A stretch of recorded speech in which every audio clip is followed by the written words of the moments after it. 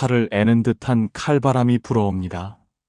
온 세상이 하얗게 눈으로 뒤덮인 깊은 산중, 무릎까지 차오르는 눈밭 속에 한 사내가 서 있습니다. 이미 며칠째 꼼짝도 하지 않고 서 있던 그의 어깨 위로 소복이 눈이 쌓이다 못해 얼어붙어 갑니다. 손발은 이미 감각을 잃은 지 오래고 뼛속까지 파고드는 추위는 그의 생명마저 위협하고 있습니다. 그런데 갑자기 그 하얀 눈밭 위로 붉은 선혈이 낭자하게 흩뿌려집니다. 짐승의 피가 아닙니다. 사냥꾼의 흔적도 아닙니다. 그것은 진리를 구하겠다며 찾아온 한 수행자가 자신의 팔을 칼로 베어 스승 앞에 바친 충격적인 현장이었습니다.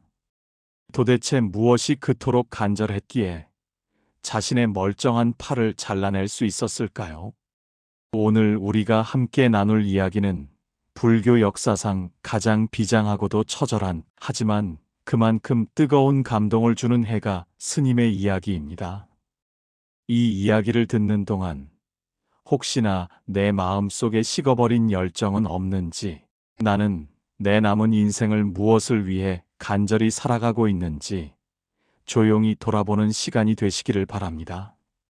그 옛날 중국 소림사 뒤편에는 작은 동굴이 하나 있었습니다. 그곳에는 파란 눈의 외국인 스님 한 분이 9년 동안이나 면벽 수행을 하고 계셨습니다. 벽만 바라보고 앉아 아무런 말도 하지 않고 찾아오는 사람도 만나주지 않는 괴짜 스님, 바로 선종의 시조이신 달마 대사입니다. 그리고 그 동굴 밖에는 며칠째 눈을 맞으며 서 있는 한 중년의 남자가 있었습니다. 그의 이름은 신광, 훗날 달마 대사의 제자가 되어 해가라는 법명을 받게 될 인물입니다. 신광은 본래 유교와 도교의 통달한 당대의 지식인이었습니다. 젊은 시절에는 전쟁터에서 장수로 활약하기도 했고 책을 읽으면 모르는 것이 없을 정도로 박식했습니다. 세상 사람들이 부러워할 만한 명예와 지식을 모두 갖춘 사람이었습니다. 하지만 그의 가슴 한구석에는 채워지지 않는 구멍이 있었습니다.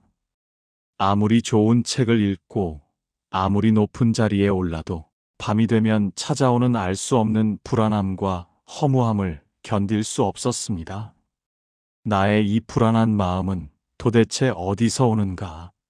나는 누구이며 죽어서는 어디로 가는가? 나이가 들어갈수록 이 질문은 그의 가슴을 짓눌렀습니다.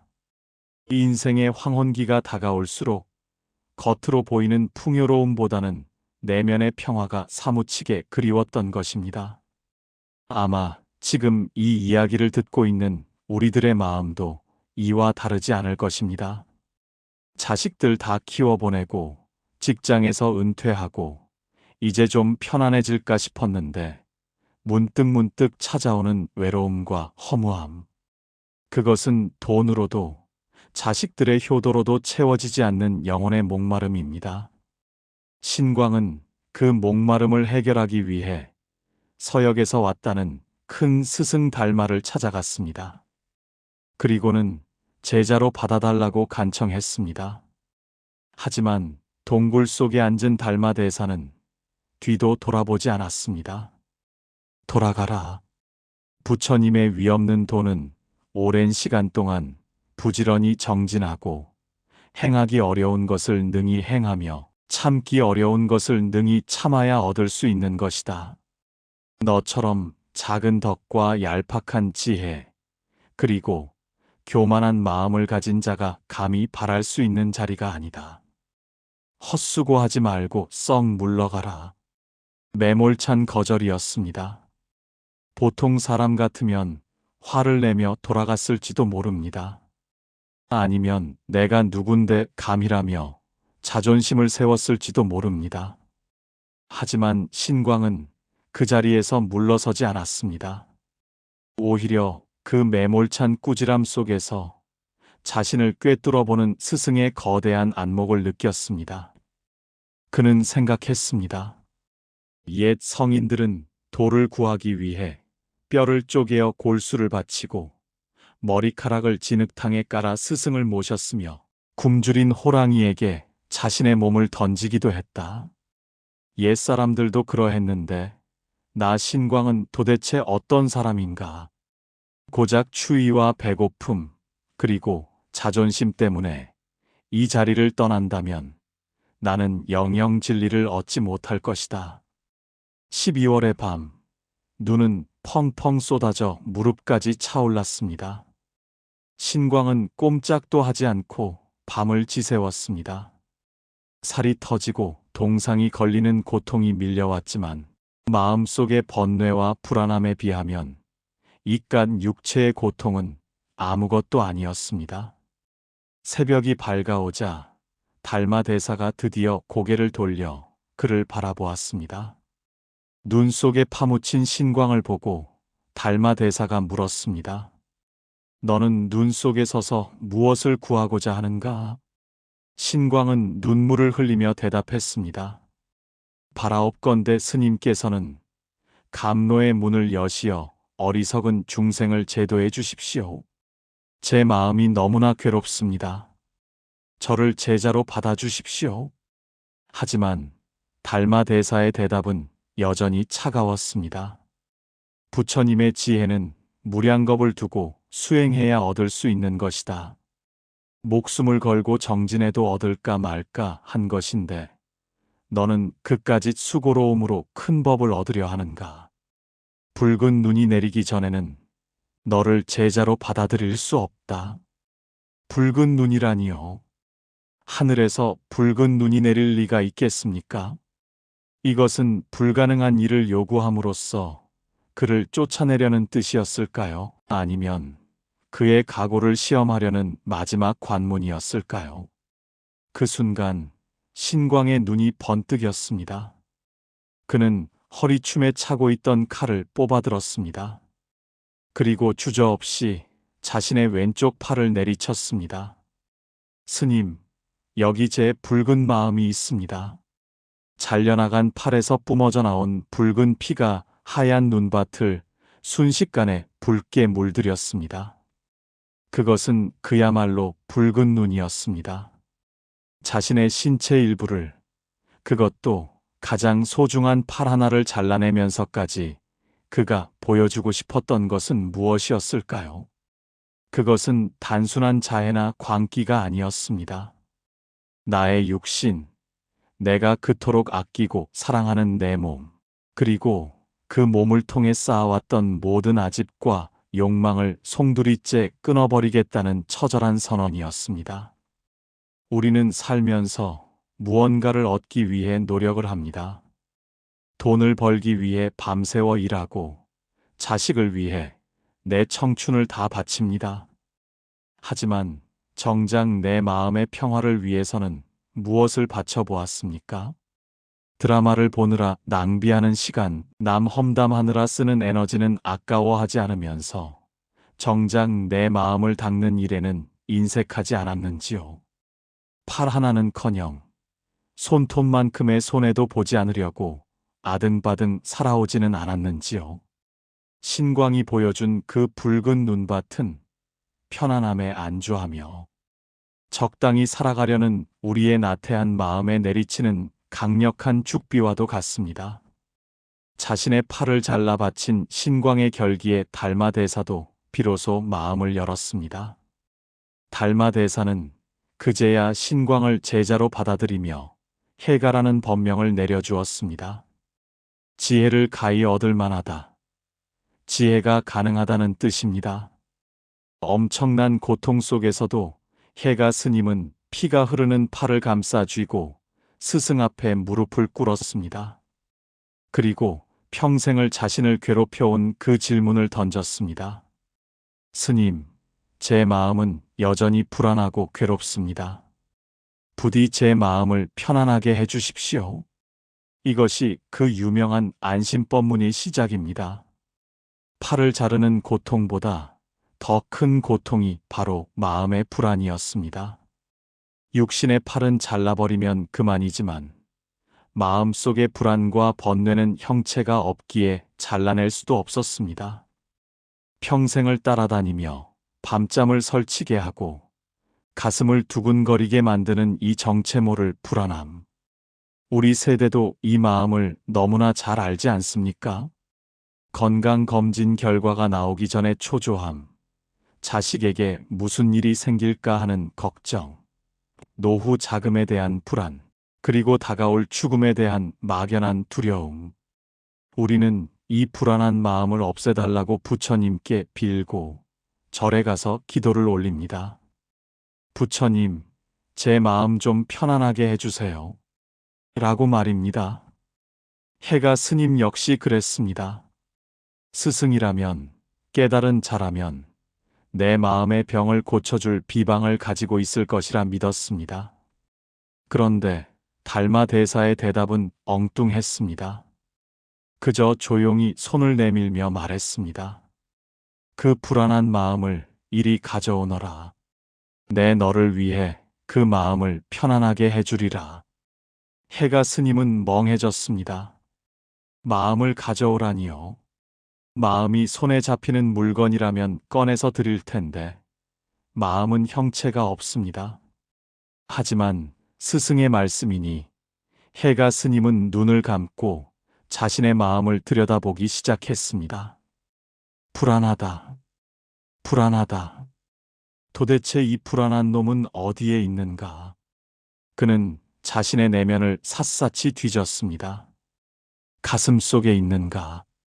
머릿속에 있는가? 과거의 기억 속에 있는가? 불안함이라는 감정은 분명히 느껴지는데 그 실체를 찾으려고 하니 도무지 잡히지가 않았습니다. 찾으려 하면 할수록 그것은 안개처럼 흩어지고 텅 빈 허공만 느껴질 뿐이었습니다. 땀을 뻘뻘 흘리며 한참을 찾던 해가 스님이 마침내 눈을 뜨고 말했습니다. 스님, 아무리 찾아도 그 마음을 찾을 수가 없습니다. 이 말을 들은 달마 대사가 빙그레 웃으며 대답했습니다. 내 이미 너의 마음을 편안하게 해주었느니라. 그 순간 해가 스님은 마치 벼락을 맞은 듯 큰 깨달음을 얻었습니다. 아, 찾을 수 없는 것을 내가 붙잡고 있었구나. 여러분의 마음은 어떻습니까? 우리는 실체도 없는 걱정과 근심을 마치 거대한 바위처럼 짊어지고 살아갑니다. 내일 비가 오면 어쩌지?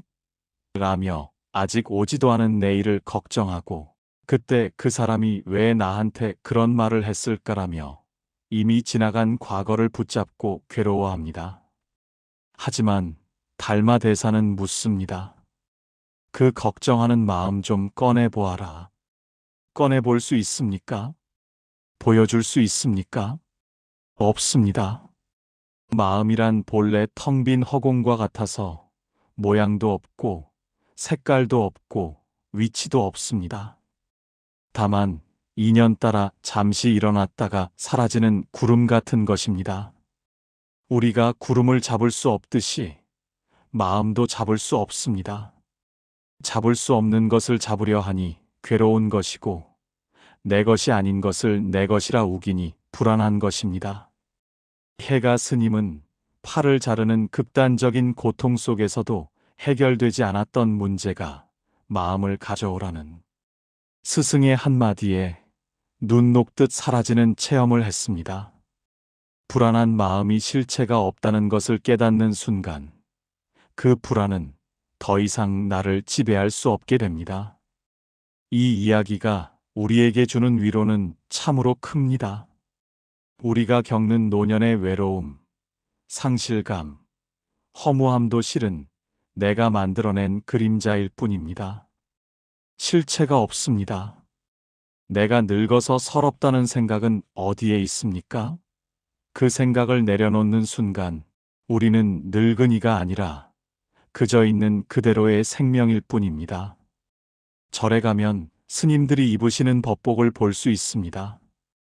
회색 승복 위에 걸치는 붉은색이나 갈색의 천, 그것을 우리는 가사라고 부릅니다. 그런데 유심히 보신 분들은 아실 것입니다. 스님들이 가사를 입으실 때 유독 왼쪽 어깨와 팔을 가리는 모양새를 하고 있다는 사실을 말입니다. 오른쪽 어깨는 드러내거나 자유롭게 두더라도 왼쪽 팔은 가사자락 안으로 깊숙이 감추곤 합니다. 여기에는 해가 스님의 전설이 서려 있습니다. 후대의 스님들이 해가 스님의 구도 정신을 기리기 위해 팔이 없는 해가 스님의 모습을 본떠 왼쪽 팔을 가리기 시작했다는 이야기입니다.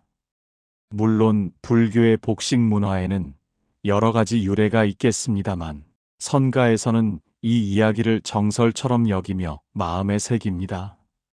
옷으로 팔을 가린다는 것, 그것은 단순히 없는 팔을 흉하게 여겨 감추는 행위가 아닙니다. 그것은 나도 해가 스님처럼 진리를 위해서라면 내 몸의 일부조차 미련 없이 버릴 수 있다라는 무언의 다짐이자 스승에 대한 지극한 존경의 표시입니다. 우리들의 삶을 한번 돌아봅니다. 우리의 몸에도 보이지 않는 훈장들이 혹은 감추고 싶은 상처들이 하나씩은 다 있을 것입니다. 젊은 시절 가족을 먹여 살리느라 무거운 짐을 지다가 다친 허리, 자식들, 뒷바라지 하느라 거칠어진 손마디, 평생을 치열하게 사느라 훈장처럼 남은 수술 자국들. 우리는 때때로 거울 속에 비친 늙고 병든 내 모습이 싫어 옷으로 꽁꽁 감추려 듭니다. 남들에게 나의 약한 모습을 보이기 싫어 마음의 문도 닫고 옷깃도 여밉니다. 하지만 해가 스님의 가사는 우리에게 다른 이야기를 들려줍니다. 그 상처는 부끄러운 것이 아닙니다. 당신이 치열하게 살아왔다는 증거입니다. 당신이 누군가를 사랑했고 무언가를 지키기 위해 당신의 팔을 내어주었다는 숭고한 흔적입니다. 해가 스님이 잘린 팔자리를 가사로 덮으며 수행의 의지를 다졌듯이 우리도 노년의 아픈 몸과 마음의 상처를 지혜라는 가사로 따뜻하게 덮어야 합니다. 아이고, 내 팔자야. 내가 전생에 무슨 죄를 지어서 이렇게 아픈가? 라며 한탄하는 것은 상처를 덧나게 하는 일입니다. 대신 이렇게 생각해 보는 것은 어떨까요? 이 주름과 이 통증은 내가 내 삶의 주인으로서, 내 가족의 보호자로서 치열하게 싸워온 영광스러운 상처다. 이제 나는 이 육신의 고단함을 딛고 내 영혼의 평안을 찾아 떠나겠다.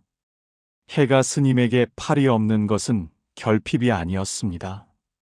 오히려 육신에 대한 집착을 끊어버린 완전함의 시작이었습니다. 우리에게 찾아오는 노화와 병고 또한 마찬가지입니다. 예전처럼 빨리 달릴 수 없고 예전처럼 눈이 밝지 않다는 것은 이제 바깥 세상을 향해 달리던 걸음을 멈추고 내면의 소리에 귀를 기울이라는 신호입니다. 해가 스님이 붉은 피로 눈밭을 물들이며 보여준 그 결기가 이제는 우리 내면으로 향해야 할 때입니다. 다시 그날의 눈밭으로 돌아가 봅니다. 해가 스님의 이야기가 우리에게 엽기적이거나 무섭게 들리지 않고 오히려 감동으로 다가오는 이유는 바로 간절함 때문입니다. 해가 스님은 달랐습니다. 그저 자신의 진심을, 자신의 전부를 보여줄 방법이 팔을 자르는 것밖에 없었기에 던진 것입니다. 계산하지 않는 마음, 결과를 따지지 않고 전부를 내던지는 그 순수한 열정이 달마대사의 닫힌 문을 열었습니다. 우리의 노년은 어떻습니까? 이제는 모든 게 귀찮아지고 이 나이에 뭘 새로 시작해 그냥 살던 대로 살다 가지 하며 마음의 문을 닫아 걸고 있지는 않은지요. 편안한 소파, 따뜻한 텔레비전 앞이 가장 좋은 친구가 되어버리지는 않았는지요. 물론 평생 고생하셨으니 쉴 자격은 충분합니다. 하지만 육체의 휴식이 마음의 나태함으로 이어져서는 안 됩니다. 몸은 늙어 쇠약해져도 마음만은 해가 스님처럼 청년이어야 합니다. 아니, 오히려 죽음이 가까워질수록 우리는 더 간절해져야 합니다. 시간이 얼마 남지 않았기 때문입니다. 이 생에서 내가 누구인지, 참된 행복이 무엇인지 깨달을 수 있는 기회는 지금 이 순간뿐입니다. 어느 날 해가 스님에게 한 거사가 찾아와 물었습니다. 스님, 저는 몸에 병이 많습니다. 부디 저의 죄를 참회하게 해주십시오. 그러자 해가 스님은 스승인 달마 대사가 자신에게 했던 것처럼 똑같이 되물었습니다. 그 죄를 이리 가져오너라. 내가 참회시켜 주겠다. 거사가 대답했습니다. 죄를 찾으려 해도 찾을 수가 없습니다. 해가 스님이 말했습니다. 그렇다면 너의 죄는 모두 참회되었다. 스승의 가르침은 제자에게로, 그 제자의 가르침은 또 다른 제자에게로 물처럼 흘러내려왔습니다.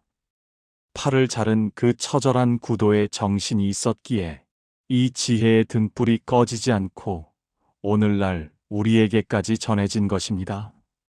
우리가 해가 스님처럼 팔을 자를 필요는 없습니다. 부처님께서도 신체를 훼손하는 고행은 올바른 길이 아니라고 하셨습니다. 우리가 잘라야 할 것은 팔이 아니라 우리 마음 속에 엉겨붙어 있는 게으름, 욕심, 어리석음입니다. 내일 해야지 하는 미루는 마음을 지금 당장 잘라내십시오. 내가 왕년에는 말이야 하며 과거를 자랑하고 싶은 마음을 잘라내십시오. 자식에게 섭섭함을 느끼며 바라는 마음을 싹둑 잘라내십시오. 그렇게 마음속의 군더더기를 하나씩 잘라낼 때마다 우리는 피를 흘리는 고통 대신 시원한 해방감을 맛보게 될 것입니다. 무거운 짐을 내려놓은 듯, 꽉 끼는 옷을 벗어던진 듯, 마음이 날아갈 듯 가벼워질 것입니다. 그것이 바로 해가 스님이 목숨 걸고 얻어낸 안심, 즉 편안한 마음입니다. 오래된 창고 구석에 먼지가 뽀얗게 앉은 거울이 하나 있습니다. 먼지가 너무 두껍게 쌓여서 이것이 거울인지 돌판인지 알 수조차 없습니다. 이 거울이 제 기능을 하려면 어떻게 해야 할까요? 네, 닦아야 합니다. 대충 입김만 불어서는 안 됩니다. 젖먹던 힘까지 다해 빡빡 문지르고 닦아내야 합니다. 해가 스님이 눈밭에서 보여준 그 간절함은 바로 이 묵은 먼지를 닦아내려는 치열한 걸레질과도 같습니다. 수십 년 동안 살아오면서 우리 마음 거울에는 탐욕, 성냄, 어리석음이라는 먼지가 덕지덕지 붙어 있습니다. 이것을 닦아내지 않고 그대로 둔 채 눈을 감는다면 우리는 다음 생에도 그 뿌연 거울을 안고 가야 할지도 모릅니다. 지금이 가장 좋은 때입니다. 더 늦기 전에 해가 스님의 붉은 마음을 빌려와 내 마음의 거울을 닦으십시오. 팔을 자르는 고통을 감내하듯 익숙한 습관을 끊어내는 고통을 기꺼이 받아들이십시오. 텔레비전을 끄고 명상을 하는 고통, 남을 탓하고 싶은 입을 다무는 고통, 내 것을 나누어주는 아까움의 고통. 이 고통들을 피하지 않고 마주할 때 거울의 먼지는 벗겨지고 본래의 맑고 투명한 빛이 드러날 것입니다. 또한 연꽃을 생각해 보십시오. 연꽃은 진흙탕 속에서 피어납니다. 하지만 그 꽃잎에는 더러운 흙탕물이 묻지 않습니다. 우리네 인생도 진흙탕 같을 때가 많았습니다. 먹고 사느라, 자식 키우느라 흙탕물을 뒤집어 쓰며 살았습니다. 하지만 그 진흙탕이 있었기에 지금의 우리가 있습니다. 진흙을 원망하지 마십시오. 대신 이제는 그 진흙을 자양분 삼아 내 인생의 마지막에 가장 아름다운 깨달음의 연꽃을 피워 올려야 할 때입니다. 해가 스님은 팔 하나를 잃고 천하를 얻었습니다. 아니, 우주를 얻었습니다. 무엇을 잃는 것을 두려워하지 마십시오. 늙어가는 것, 아픈 것, 가진 것이 줄어드는 것을 슬퍼하지 마십시오. 우리가 쥐고 있던 낡은 것들을 놓아버려야 비로소 새로운 평화가 찾아옵니다. 오늘 밤 잠자리에 들기 전 조용히 자신의 왼팔을 어루만져 보시기 바랍니다. 그리고 마음속으로 해가 스님을 불러보십시오. 스님, 저도 당신처럼 간절하고 싶습니다. 제 안에 있는 나태함과 집착을 끊어낼 용기를 주십시오. 그리하여 남은 생은 불안과 공포가 아닌 편안하고 맑은 마음으로 살아가고 싶습니다. 눈 내리는 밤, 우리를 깨우는 해가 스님의 축비 소리가 들리시는지요? 그 소리를 들으셨다면 당신은 이미 구도의 길에 들어선 것입니다. 붉은 눈이 녹아내린 자리에 어느새 파릇파릇한 봄의 새싹이 돋아나고 있습니다. 당신의 마음에도 평화의 봄이 오기를 간절히 발언합니다. 지금까지 풍경소리였습니다. 이 영상이 여러분의 마음에 작은 울림을 주었다면 풍경소리가 더 널리 퍼질 수 있도록 구독과 좋아요를 부탁드립니다. 여러분의 관심이 지혜의 등불을 밝히는 기름이 됩니다. 부처님의 가피가 늘 함께 하시기를 빕니다. 긴 시간 함께 해주셔서 고맙습니다.